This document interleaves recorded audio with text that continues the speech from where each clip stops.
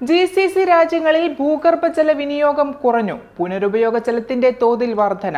ഊർജ്ജ ഗണന മേഖലയിൽ ഇന്നു മുതൽ പ്രൊഫഷണൽ ലൈസൻസ് നിർബന്ധം.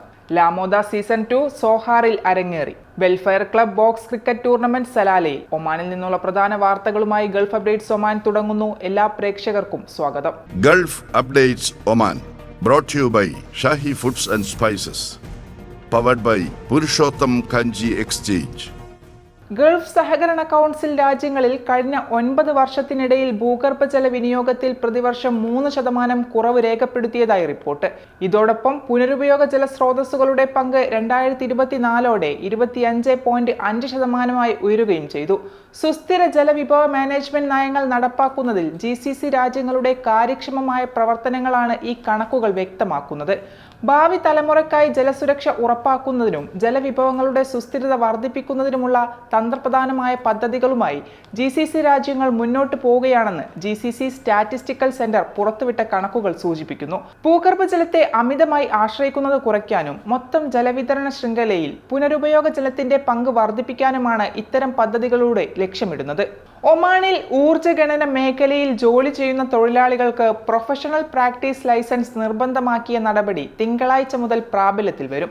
ലൈസൻസ് സ്വന്തമാക്കാൻ തൊഴിൽ മന്ത്രാലയം അനുവദിച്ച ഗ്രേസ് പീരീഡ് ജൂൺ 1 അവസാനിക്കുന്നതോടെ സാധുവായ പ്രൊഫഷണൽ ലൈസൻസ് ഇല്ലാത്ത പ്രവാസികൾക്ക് പുതിയ വർക്ക് പെർമിറ്റ് അനുവദിക്കുകയോ നിലവിലുള്ള വിസ പുതുക്കി നൽകുകയോ ഇല്ലെന്ന് മന്ത്രാലയം വ്യക്തമാക്കിയത്. ഒമാൻ എനർജി സൊസൈറ്റിയുടെ കീഴിലുള്ള സെക്ടർ സ്കിൽസ് യൂണിറ്റ് വഴിയാണ് ഈ ലൈസൻസ് സ്വന്തമാക്കേണ്ടത്. സോഹാറിയൻസ് കലയുടെ ആഭിമുഖ്യത്തിൽ ലാമോദ സീസൺ 2 സോഹാറിലെ അമീറാസ് പാലസിൽ വിജയകരമായ സമാപനം. രാവിലെ 10 മണിക്ക് ആരംഭിച്ച മത്സര പരിപാടി രാത്രി 11 വരെ നീണ്ടു. കരോക്കെ ഗാനമേളയും ഫാഷൻ ഷോയും തത്സമയ ഡാൻസ് മത്സരവും വിവിധ പ്രായത്തിലുള്ളവരുടെ ഫാഷൻ ഷോയും കാണികളിൽ കൗതുകം തീർത്തു. കരോക്ക ഗാനമേള മത്സരത്തിൽ വിവിധ ഭാഷകളിൽ ഗാനങ്ങൾ അവതരിപ്പിച്ചു. പരിപാടിയുടെ ഉദ്ഘാടനം Malayali mission Muscat coordinator Anu Chandran നിർവഹിച്ചു. സാംസ്കാരിക സദസ്സിൽ ശ്രീജേഷ് പാണ്ഡ്യം അധ്യക്ഷത വഹിച്ചു.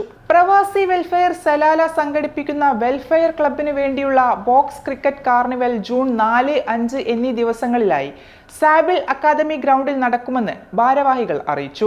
8 ഫ്രാഞ്ചൈസികൾ മാറ്റുരക്കുന്ന ടൂർണമെന്റിൽ കളിക്കാരെ തിരഞ്ഞെടുക്കാനുള്ള ലേലം ആർട്സ് ഓഫ് സ്പൈസ് റെസ്റ്റോറന്റിൽ നടന്നു. അബ്ദുള്ള മുഹമ്മദ് അധ്യക്ഷത വഹിച്ച പരിപാടിക്ക് ടൂർണമെന്റ് കൺവീനർ ഫഹദ് അബ്ദുൽ സലാം നേതൃത്വം നൽകി. പ്രവാസി വെൽഫെയർ സ്പോർട്സ് ക്ലബ് പ്രഖ്യാപനവും ലോഗോ പ്രകാശനവും നടന്നു. വൈസ് പ്രസിഡന്റുമാരായ സജീബ് ജലാൽ, രവീന്ദ്രൻ നെയ്യാറ്റിങ്കര എന്നിവർ ചേർന്ന് ലോഗോ പ്രകാശനം നിർവഹിച്ചു. ഗൾഫ് അപ്ഡേറ്റ്സ് ഒമാൻ പൂർണ്ണമാകുന്നു. പ്രവാസ ലോകത്തെ പുത്തൻ വാർത്തകൾ അറിയാൻ ഗൾഫ് മാധ്യമത്തിന്റെ സോഷ്യൽ മീഡിയ പ്ലാറ്റ്ഫോമുകൾ സന്ദർശിക്കാം. ഗൾഫ് അപ്ഡേറ്റ്സ് നിങ്ങളുടെ വാട്സാപ്പിൽ ലഭിക്കുന്നതിന് നിങ്ങളുടെ പേരും സ്ഥലവും 96201150 എന്ന നമ്പറിലേക്ക് വാട്സാപ്പ് മെസ്സേജ് അയക്കൂ. Gulf updates Oman brought to you by Shahi Foods and Spices, powered by Purushottam Kanji Exchange.